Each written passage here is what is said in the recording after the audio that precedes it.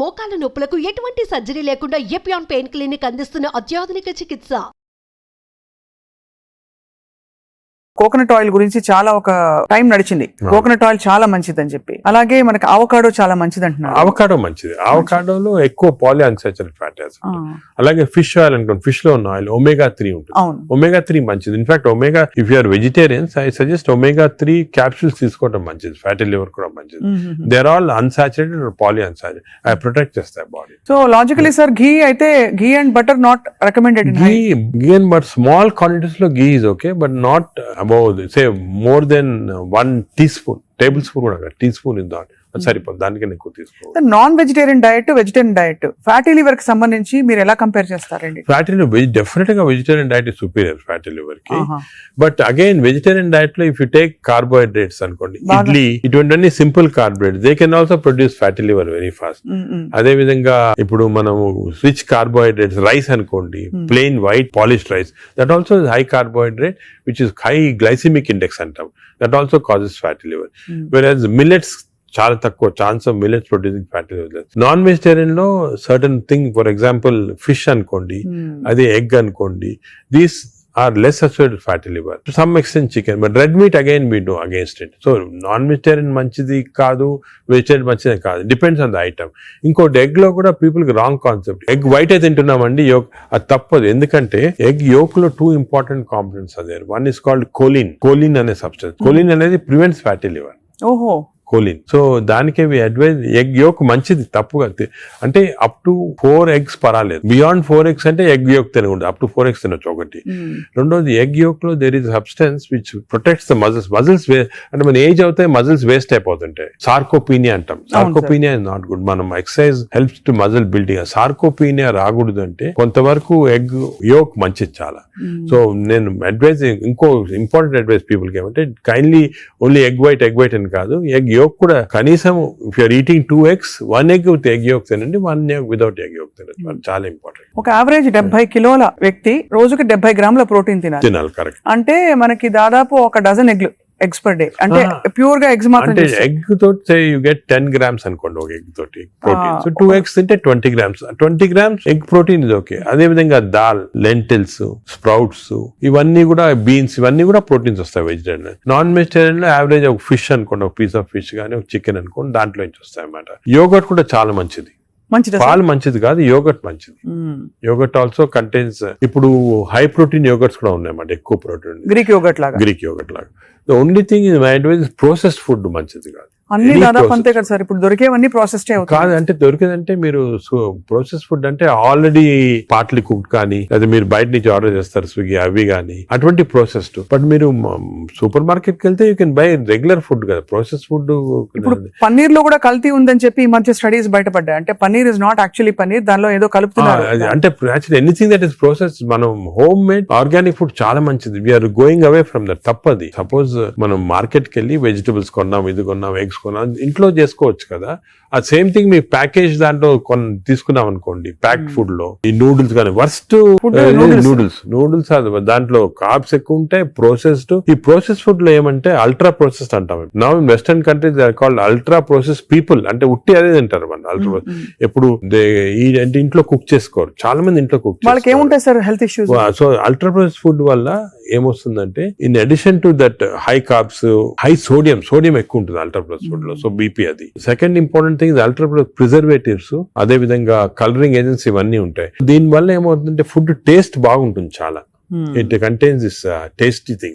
ఈ టేస్ట్ వల్ల once you tend to eat more, number 1. Number 2, ఈ ప్రాసెస్ ఫుడ్ వల్ల గట్ మైక్రోబయామ్ అన్ని చెడిపోయి బ్యాడ్ మైక్రోబయామ్ వచ్చి అది లివర్ కి ఎఫెక్ట్ అవుతుంది. ఈ మైక్రోబయామ్, ఇంకో విషయము, microbiome produces alcohol in the intestines. Bad microbiome మనం డ్రింక్ చేయాల్సిన అవసరం లేదు. ఈ బ్యాడ్ మైక్రోబయామ్ మన కాన్స్టెంట్ గా ఆల్కహాల్ ప్రొడ్యూస్ చేసి ఆ ఆల్కహాల్ డైరెక్ట్ గా లివర్ కి వెళ్ళిపోతుంది. మనం డ్రింక్ చేయకుండా మనకి ఆల్కహాలిక్ లివర్ డిసీజ్. దాని ఎఫెక్ట్ మనకేం తెలియదు కానీ లోపల లోపల దాని చెడు ఎందుకంటే మాత్రం- డైరెక్ట్ గా ఇంటెస్టైన్ నుంచి లివర్ కి వెళ్ళిపోతుంది. లివర్ స్మాల్ క్వాంటిటీ 10 ml వచ్చినా కూడా లివర్ డ్యామేజ్ అవుతా ఉంటుంది కదా. ఈ ప్రాసెస్ ఫుడ్ వల్ల అది ప్రాబ్లం. సో ప్రాసెస్ ఫుడ్స్ అయితే ఇంకా కామన్ గా అసలు పిల్లలకి ఐఎమ్ టోటలీ అగైన్స్. ఇన్ఫాక్ట్ మనం పిల్లలకి అన్ఫార్చునేట్లీ అలవాటు అయిపోతుంది. కుకీస్, నూడిల్స్, బర్గర్స్ ఇవన్నీ కూడా అలవాటు అయిపోయి చిప్స్.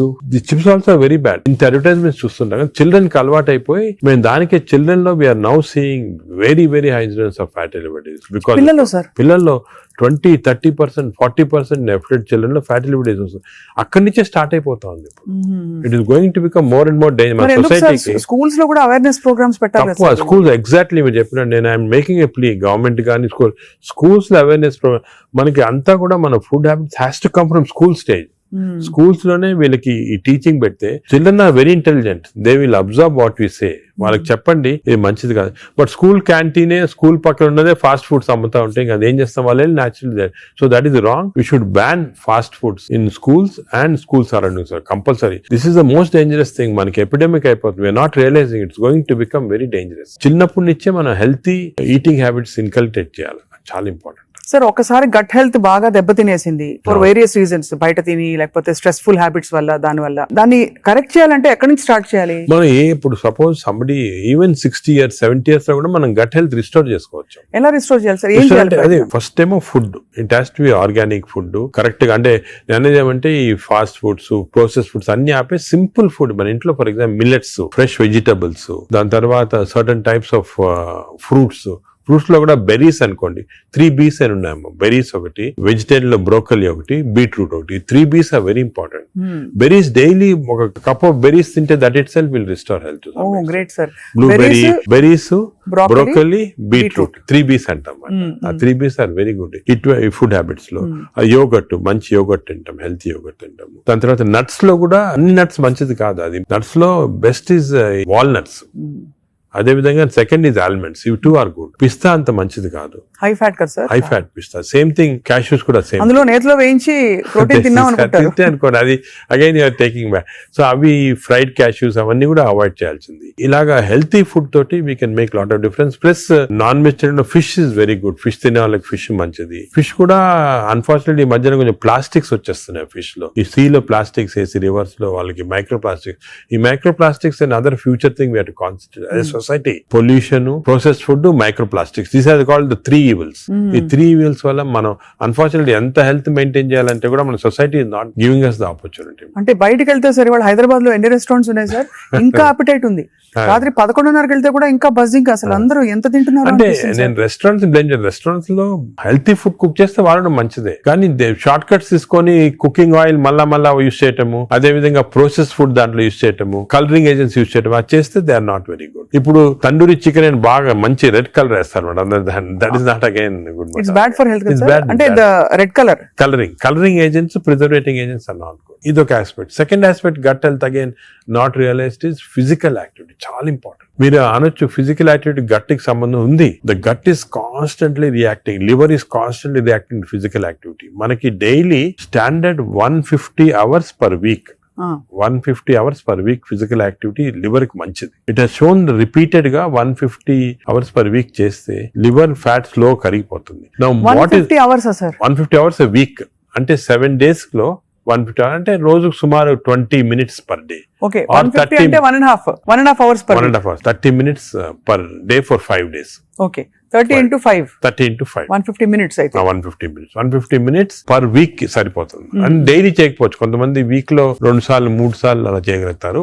టోటల్ క్వాంటిటీ ఇంత ఉండాలి 150 hours. ఇది మోడరేట్ ఎక్సర్సైజ్.